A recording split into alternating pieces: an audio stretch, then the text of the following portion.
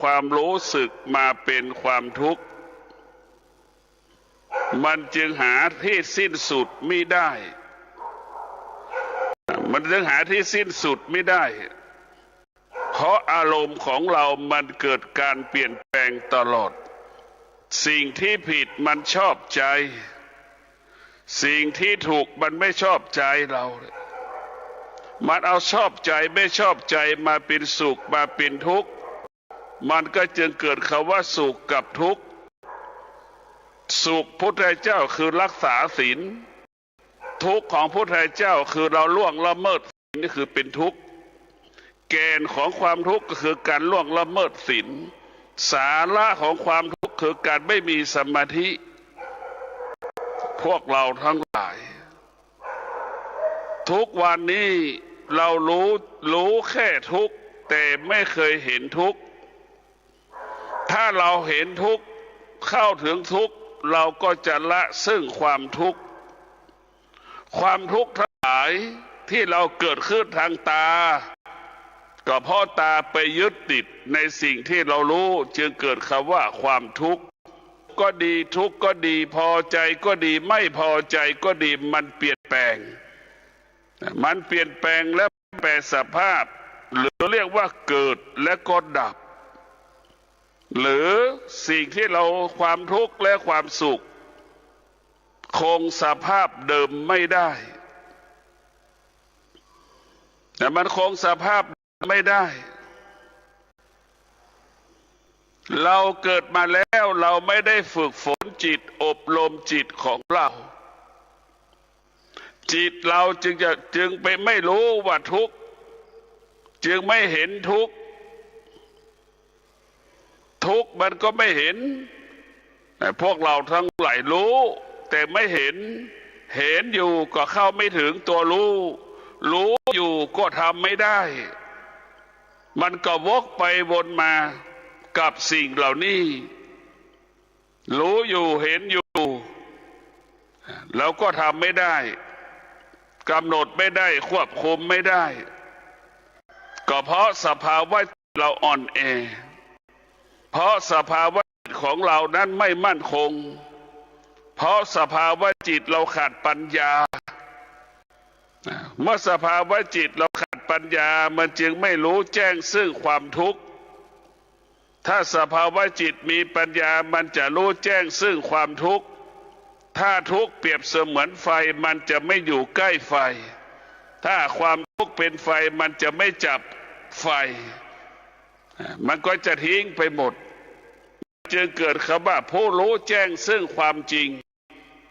รู้แจ้งซึ่งความจริงก็จะละว่าทุกข์มันเป็นไฟก็จะไม่จับไฟรู้ว่าทุกข์มันเป็นไฟก็ห่างไฟนี่แหละคือรู้จริงแบบนี้แต่ทุกวันนี้เรารู้ไม่จริงเข้าไม่ถึงความทุกข์แล้วก็รู้ไม่จริงมันก็จับไฟทุกวันมันจึงทุกวันอยู่ใกล้ไฟทุกวันมันก็ทุกวันมันจะเกิดความทุกวันเพราะอะไรพวกเราทั้งหลายเราไม่มี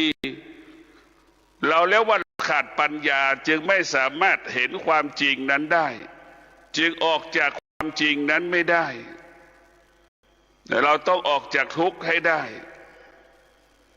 จะมีกินก็เป็นทุกข์จะไม่มีกินก็เป็นทุกข์คนที่ขาดปัญญาจึงมีเหตุมีผลว่าเขาไม่มีกินจึงเกิดความทุกข์อย่างนี้เราไปถามคนที่มีกินมันยังบอกว่ามันก็มีความทุกข์เหมือนเรานั่นแหละอย่างที่บอกว่าคนที่มีกินก็ทุกข์คนที่ไม่มีกินก็ทุกข์มันทุกข์เหมือนกันหมดตามสภาพของความทุกข์ที่มันเป็นอยู่พวกเราต้องพิจารณาความทุกข์เป็นเรื่องของเด็กๆนะมันไม่ใช่เรื่องของผู้ใหญ่ส่วนมากก็เป็นเด็กกันหมดเอาความพอใจมาเป็นความสุขเอาความไม่พอใจมาเป็นความทุกข์เหมือนเด็กนะอะไรที่ถูกลิ้นมันไม่กินขนมมันก็กินมันไม่ชอบมันก็ไม่กินมันก็เหมือนเดียวกับคนเรานี่แหละเอาสิ่งที่พอใจมาเป็นสุขเอาสิ่งไม่พอใจมาเป็นทุกข์ ชีวิตเราจึงวกไปวนมาชีวิตเราจึงวกไปวนมาไม่จบไม่สิ้นไม่มีที่สิ้นสุดในพวกเราทั้งหลายเมื่อเราจะสุขจะสิ้นสุดได้เมื่อเราเห็นทุกข์เมื่อเรารู้แจ้งซึ่งแห่งความทุกข์เท่านั้นทุกข์จะไม่เกิดทุกข์อาศัยตามันสัมผัสหูมันสัมผัสลิ้นมันสัมผัสจมูกมันสัมผัสกายมันสัมผัสจิตมันสัมผัสนี่แหละมันจึงก่อให้เกิดคำว่าความทุกข์ทั้งหลายพวกเราคนไหนที่มีความทุกข์เนี่ยเรามีความทุกข์เหมือนกันหมดไม่มีใครไม่มีความทุกข์มันไม่มีให้เราเข้าใจเช่นนี้คนที่มีความทุกข์เนี่ยก็คือคนที่ขาดปัญญาคนที่มีปัญญาจะไม่มีความทุกข์ถึงมีความทุกข์ไม่สะเทือนไม่หวั่นไหวคนที่มีปัญญาเข้าใจความทุกข์ได้อย่างละเอียดเรียกว่าทุกข์ไม่ตอบสนองความทุกข์ความทุกข์ก็เกิดขึ้นแล้วมันก็เกิดขึ้นตรงนั้นมันไม่สามารถขยายผลให้เราไปได้คนที่มีปัญญานี่ทุกข์ก็มีระยะเวลาอันสั้นเหมือนดั่งมนุษย์ทั่วไปนั่นแหละทุกข์เหมือนกันแต่ว่าทุกข์ของผู้มีปัญญามีระยะเวลาอันสั้นดั่งเรานั่งกินข้าวหรือดั่งเรานั่งขี้บนโถส้วมมีระยะเวลาอันสั้นเช่นนั้นแต่คนที่ขาดปัญญาและประสบความทุกข์2 วันยังไม่หาย1 วันก็ยังไม่หาย7 วันก็ยังไม่หาย1 เดือนก็ยังไม่หาย1 ปีก็ยังไม่หายบางคนพวกเราทั้งหลายยังทุกข์อยู่ตรงนั้นแหละนั่นคือเป็นสิ่งที่น่ากลัวความทุกข์เป็นปกติเมื่อเรามีสติเรามีปัญญาทุกข์นั้นก็จะมีระยะเวลาอันสั้นดังเราดื่มน้ำดังเรากินข้าวดังเรานั่งขี้บนโถส้วมมีระยะเวลาเช่นนั้นแต่พวกเราต้องพิจารณาถ้าไม่มีความทุกข์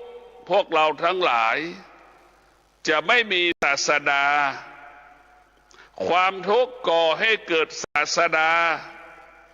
ความทุกข์ก่อทำให้พระพุทธเจ้าค้นพบความจริงของโลก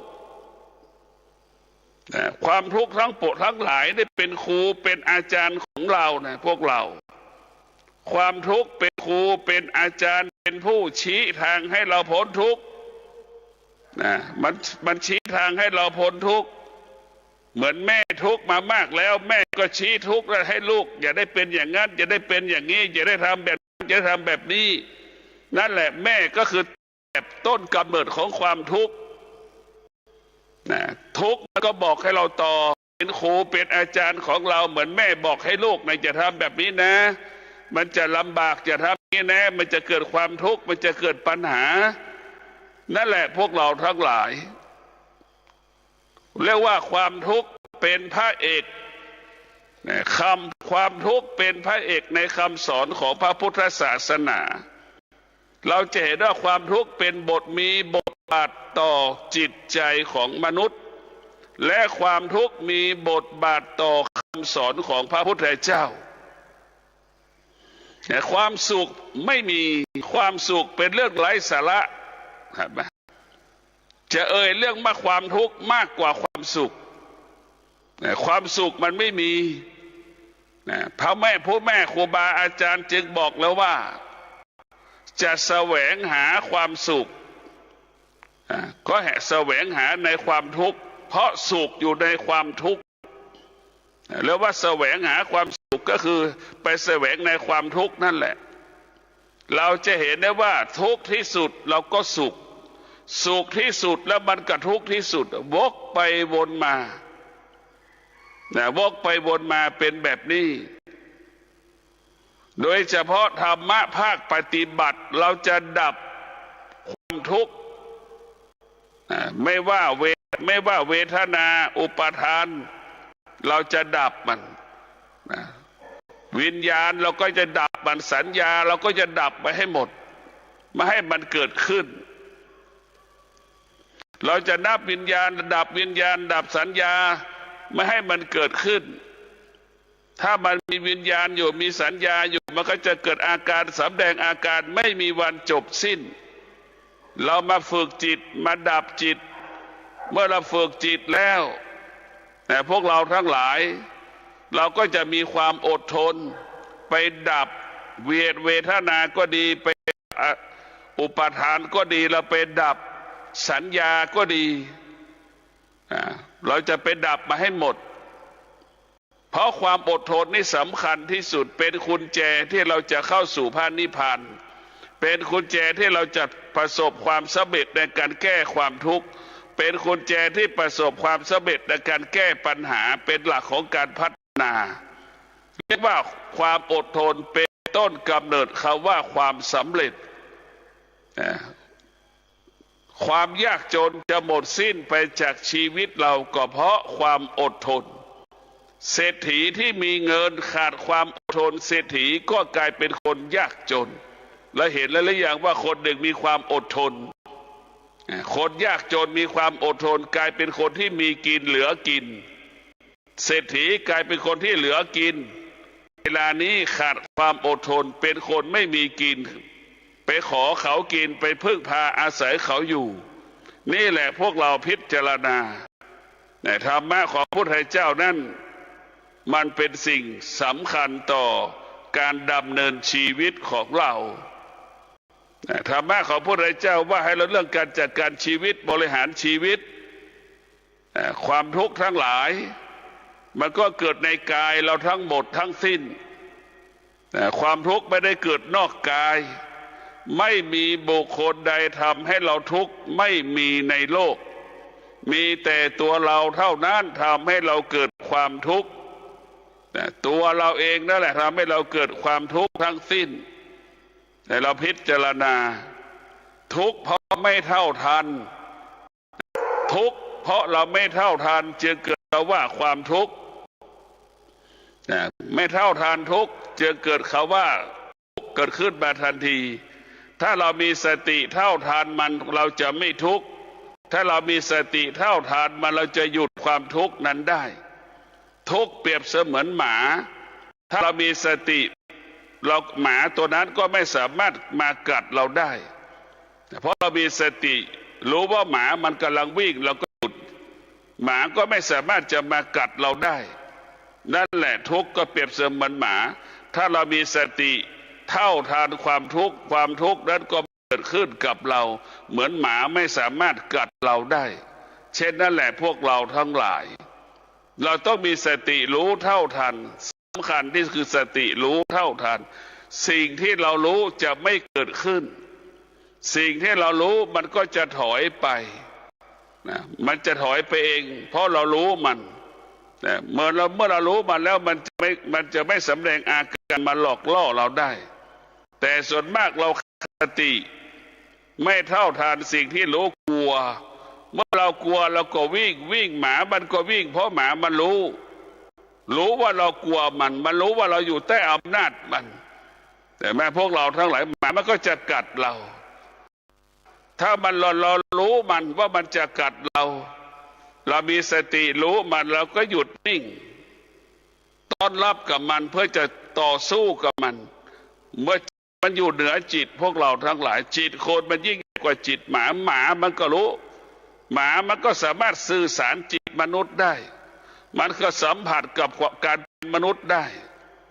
มันรู้ว่ามันควรกัดไม่ควรกัดมันรู้พวกเราจิตมันจะรู้จิตไม่ว่าจิตคนหรือจิตหมามันจะรู้เมื่อเรากลัวมาแล้วเราก็อยู่ใต้อำนาจมันเหมือนดังที่คนกลัวตายมันตายเพราะมันตายเพราะมันกลัวตายคนที่ไม่กลัวตายเนี่ยมันจึงไม่ตายเพราะมันไม่กลัวตายพวกเราทั้งหลายมันมีคนบางคนมาพูดว่าอยากจะตายเนี่ยไอ้คนที่อยากตายเนี่ยไม่มีคำว่าตายเด็ดขาดเพราะอะไรเพราะมันอยู่เหนือความตายไอ้คนที่กลัวตายเนี่ยจะตายเพราะมันอยู่ใต้อำนาจความตาย คนที่กลัวตายนี่จะไม่ตายเพราะมันอยู่เหนือความตายคนที่กลัวตายนี่แหละมันจะตายพวกเราทั้งหลายเพราะฉะนั้นเราต้องฝึกจิตถ้าเราอยู่เหนือจิตเราอยู่เหนือจิตคนอื่นอยู่เหนือจิตเขาจิตเราอยู่เหนือความรู้สึกของเขาอยู่เหนือความรู้สึกของเราความรู้สึกของเราเนี่ยแหละมันอาศัยเวทนามันจึงก่อการกำเนิดความทุกข์ความรู้สึกของเราเนี่ยมันอาศัยเวทนามันจึงทำให้เกิดความสุขถ้าเราไม่มีเวทนาไม่มีอุปทานแล้วพวกเราทั้งหลายมันก็ไม่มีอะไรเหมือนน้ำในถ้วยแหละพวกเราทั้งหลายถ้าน้ำในถ้วยไม่มีแสงแดดมากระทบน้ำก็อยู่สภาพเดิมถ้าตลับใดน้ำนั้นถูกแสงแดดกับน้ำปรากฏกันน้ำมันก็จะระเหยความร้อนกับความเย็นมันจะกลายเป็นไอของเมฆเป็นหมอกเห็นไหมเป็นละอองน้ำเป็นไอน้ำความร้อนกับความเย็นมันจะกลายเป็นเมฆหนาๆกลายเป็นเมฆฝนเห็นไหมพวกเราทั้งหลายท้ายสุดก็ฝนตกถนนลื่นลดอุบัติเหตุไปหาหมอเสียเงินเสียเวลาอย่างนี้ทำให้เราเป็นวงจรอุบัติพวกเราทั้งหลายเราจะเห็นว่าการเวียนว่ายตายเกิดของเราทุกอย่างมันไม่เที่ยงแม้น้ำที่อยู่ในอ่างน้ำที่อยู่ในอ่างเขื่อนต่างๆก็ยังแห้งพวกเราทั้งหลายเพราะความร้อนมาทำให้น้ำระเหยกลายเป็นไอน้ำกลายเป็นเมฆบางๆกลายเป็นเมฆหนาๆเมฆหนาๆกลายเป็นเมฆฝนนั่นแหละพวกเราทั้งหลายเราจะต้องแก้ไขสิ่งเหล่านี้ให้หมดให้สิ้นคือที่ตาให้ตาสงบให้หูสงบให้จมูกสงบให้ลิ้นสงบให้จิตเราสงบถ้าตาสงบจิตสงบจมูกสงบกายสงบนี่มันก็เหมือนเราปิดประตูหน้าต่างสิ่งต่างๆไม่สามารถทำให้เราสั่นสะเทือนหวั่นไหวได้เหมือนประตูบ้านเราปิดประตูบ้านคนข้างนอกบ้านไม่สามารถเข้ามาสู่พื้นที่บ้านเราได้เราปิดประตูบ้านของเราประตูบ้านเราคนก็ไม่สามารถขึ้นไปอยู่ในบ้านเราได้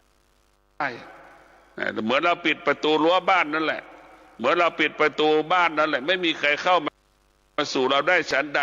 เมื่อเราจิตเราสงบเท่ากับเราปิดหูปิดตาปิดจมูกปิดลิ้นปิดกายปิดจิตของเราปิดให้หมดเลยแต่พวกเราทั้งหลายเมื่อเราปิดแล้วเราจึงรู้เลยว่าสิ่งเหล่านี้มันไม่เที่ยงมันก็ไปของมันเองมันก็หายไปเราคิดถึงอารมณ์ของเราก็เหมือนลูกอมที่เราอมเนี่ยพวกเราทั้งหลายใครบ้างเกิดมาไม่เคยอมลูกอมเหล่านั้นที่สุดมันจางหายไปจากลิ้นเราฉันใดสิ่งที่เรารู้สึกก็จะเป็นเช่นนั้น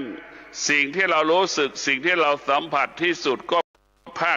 ก็หายไปจากเราจางภาคไปจากเราเหมือนลูกอมที่อยู่ในลิ้นเราแหละมันก็หายไปในที่สุดฉันใดความสุขความทุกข์ก็เป็นเช่นนั้นความพอใจความไม่พอใจก็เป็นเช่นนั้นแหละพวกเราทุกอย่างมันเป็นสิ่งที่คงสภาพเดิมไม่ได้ให้เราเข้าใจตรงนี้จับตรงนี้ไว้ว่าไม่มีสิ่งใดที่คงสภาพเดิมได้มันไม่มีดวงจันทร์ดวงอาทิตย์โลกจักรวาลไม่สามารถคงสภาพเดิมได้พวกเราเมื่อเรารู้ว่าสิ่งต่างๆที่เรารู้นี่มันไม่สามารถคงสภาพเดิมได้เราก็ไม่ต้องเข้าไปยึดติดในสิ่งที่เรารู้และเราสัมผัสทุกอย่างมันเกิดการเปลี่ยนแปลงถ้าเราเข้าใจเสียคำว่าเกิดทุกอย่างมันเกิดการเปลี่ยนแปลงเนี่ยถ้าเราไปยึดติดมันก็จะเป็นทุกข์เพราะมันจากเราไปเหมือนลูกที่จะไปต่างจังหวัดไปทำงานต่างจังหวัดไปเรียนต่างจังหวัดแม่จะเกิดคำว่าทุกข์ใจเพราะแม่ไปยึดติดแม่เป็นมโนปรุงแต่งให้กับลูกตนเองในพวกเราทั้งหลายลูกจะไปชายแดนภาคใต้อย่างเงี้ยก็เกิดทุกข์ลูกจะไปชายแดนแถวอีสานอุบลราชธานีเนี่ยเป็นทุกข์เพราะเรา ยึดติดนะพวกเราทั้งหลายแต่เพราะเขาไปยึดติดมันจึงเป็นเหตุให้เกิดความทุกข์ทั้งสิ้นถ้าเราไม่ยึดติดไม่ทุกข์เหมือนคนบ้ามันไม่มีความทุกข์เลยพวกเราทั้งหลายเพราะคนมันไม่ยึดติดสิ่งใดสักอย่างเห็นไหมมันจะมีกินมันก็ไม่มีไม่มีกินมันก็ไม่มีมันไม่มีอยู่มันอยู่กับปัจจุบันหรือมันหิวเมื่อไหร่แล้วถึงจะหากินถ้าไม่หิวมันจะไม่หากินเห็นไหมแล้วแสดงว่าคนบ้าเนี่ยมันอยู่กับปัจจุบันมันไม่คิดเหมือนคนดีๆอย่างเราคนดีอย่างเรามีอดีตมีอนาคตเนี่ยคำเหล่านี้จะทำให้เราเกิดความทุกข์เพราะอดีตอนาคตเนี่ยมองไปข้างหน้าไม่มีอะไรสักอย่างก็เป็นทุกข์พวกเราทั้งหลายอยู่กับปัจจุบันไม่มีอะไรสักอย่างก็เป็นทุกข์อีกปัญหาในอดีตแก้ไม่ได้ก็เป็นทุกข์อีกนี่แหละพวกเราทั้งหลายเราอยู่กับเหตุการณ์ต่างๆที่มันเกิดขึ้นมาแล้วมันเป็นทุกข์เราต้องอยู่ปัจจุบันและก็อยู่เหนือปัจจุบันดังคนบ้าเห็นไหมดังคนบ้าได้อยู่กับปัจจุบันและอยู่เหนือปัจจุบันอีกคนบ้าอยู่เหนือปัจจุบันมันก็หิวอย่างเราไม่ใช่มันไม่หิวแต่มันไม่ออกอาการมันไม่สำแดงอาการมันก็ไม่สะสมอาหารมาพวกเราทั้งหลายถึงเวลาหิวเมื่อไหร่มันก็จะหากินถ้าไม่หิวมันจะไม่หากินแต่ของเรานี่หาเตรียมตัวตั้งแต่เมื่อวานแล้ววันนี้มื้อเที่ยงจะกินอะไรมื้อเย็นจะกินอะไรพวกนี้เช้าจะกินอะไรเห็นไหมมันไปอยู่กับอนาคตหมดอยู่กับสิ่งที่ไม่เกิดมันจึงเกิดคำว่าความทุกข์ส่วนคนบ้ามันไม่ไปแสวงหาข้าวกินเลยแต่มันอยู่กับความเป็นจริงก็ว่าได้นะคนบ้ามันก็เป็นครูเป็นอาจารย์ของเราที่ดีนะพวกเรามันเป็นครูถ้าเรามีชีวิตดังคนบ้าเราจะไม่ทุกข์เลยมันไม่สะสมเสื้อผ้าอาภรณ์มันไม่สะสมสบู่ยาสีฟันมันไม่สะสมเครื่องสำอางเห็นไหมมันจะไม่เป็นทุกข์มันไม่มีภาระไอเรานี่สะสมเนี่ยจึงสร้างภาระสร้างปัญหาพวกเราทั้งหลายสามีภรรยาสร้างสิ่งเหล่านี้เกิดขึ้นนี่แหละจึงทะเลาะกันภรรยาเก็บเสื้อผ้าไม่ดีกระทบกับสามีก็หาเรื่องภรรยาว่าไม่ดูแลเสื้อผ้านี่แหละพวกเราทั้งหลายเราทุกข์เพราะสะสมคนบ้ามันไม่สะสมอาหารถึงเวลากินเมื่อไหร่ค่อยกินเหมือนมันรู้ว่ามันจึงมีกินแต่เรานี่มีกินแต่เราไม่กินเราไปปรุงแต่งในการกินคนที่ปกติเห็นไหมกับคนบ้ามันไม่สะสมเลยอาหารมีกินที่ไหนก็ยังมันไม่สนแต่มันเชื่อว่ามีกินของมันแต่ไอเราได้มีกินแต่เราไม่กินเพราะเราเลือกกินนี่แหละมันจะเกิดปัญหาพวกเราทั้งหลายเรียกว่ารู้ไม่รู้เนี่ยพวกเราทั้งหลายไอเราว่าเรารู้เนี่ยรู้ของเราคือรู้ด้วยความโลภความโกรธความหลงรู้ด้วยอวิชชามันจึงนำพาซึ่งความทุกข์ทั้งสิ้นรู้ด้วยอวิชชามีล้วนเป็นความทุกข์มันรู้ไม่จริงรู้ไม่ซึ่งมันรู้ไม่ปราศจากความชัดเจนมันรู้แค่ปูปารู้เหมือนเด็กมันไม่รู้แจ้งซึ่งความเป็นจริงของที่พระพุทธเจ้าค้นพบเห็นพระพุทธเจ้าพระอรหันต์พระธุดงค์เขาไม่มีความทุกข์ใดๆทั้งสิ้นเพราะไม่สะสมเสื้อผ้าอาภรณ์ปัจจัยสี่พ่อแม่ครูบาอาจารย์ทั้งหลายอยู่กับปัจจุบันแต่อยู่กับปัจจุบันไม่มีอดีตไม่มีอนาคตใดๆทั้งสิ้นจึงฝากให้เราได้พิจารณาว่าชีวิตของเราควรอยู่กับปัจจุบันไม่ควรมีอดีตไม่ควรมีอนาคตทั้งสิ้น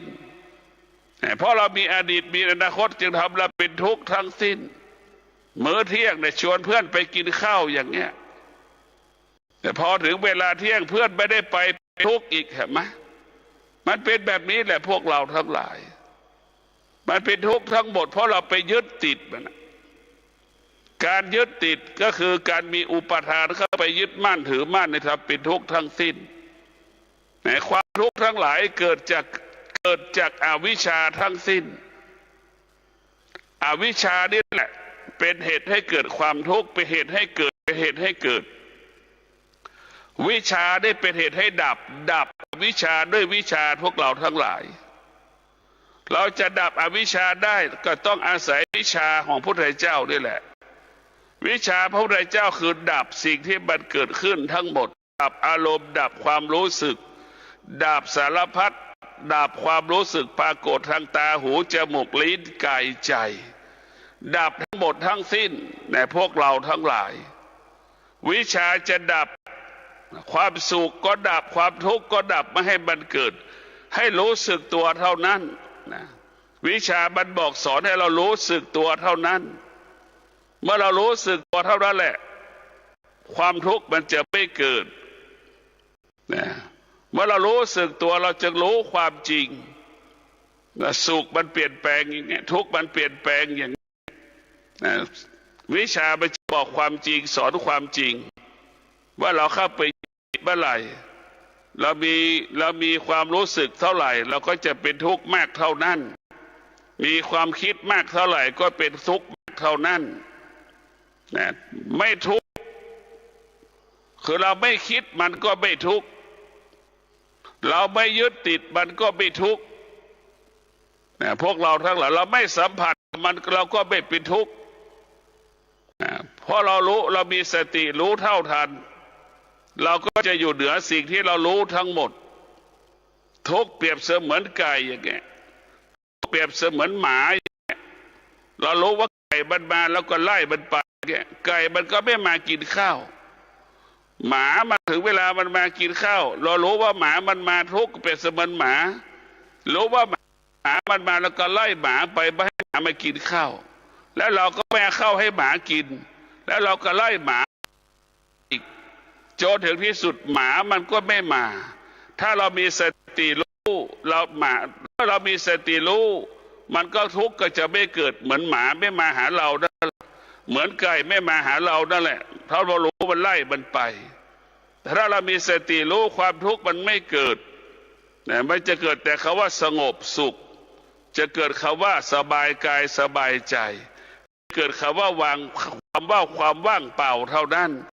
เพราะฉะนั้นเราไม่ต้องขับทุกวันนี้เราทุกข์เพราะเราไปต้อนรับมันไปต้อนรับมันเปรียบเสมือนเราเอาข้าวให้หมากินนั่นแหละเหมือนเอาข้าวโปรยให้ไก่กินนั่นแหละไก่มันก็มาทุกวันหมาก็มาทุกวันเช่นเดียวทุกมันก็เกิดทุกวันเพราะเราต้อนรับมันเพราะเราไปต้อนรับมันนั่นแหละไก่ก็ไปกินข้าวทุกวันเราก็ทุกวันหมาก็ไปเข้าทุกวันเพราะเราทุกวันก็เป็นเช่นนั้นเพราะเราไปต้อนรับมันสู่เกิดเราก็ต้อนรับมันที่ท่านได้รับฟังจบลงไปแล้วนั้นเป็นรายการทางสายเอกดำเนินรายการโดยพระประชานาถมุนีเจ้าคณะอำเภอกัลยาณิวัฒนาเจ้าอาวาสวัดดอนจันทร์ตำบลทัตรามอำเภอเมืองเชียงใหม่จังหวัดเชียงใหม่เชิญท่านติดตามศึกษาธรรมะการปฏิบัติธรรมได้ในคราวครั้งต่อไป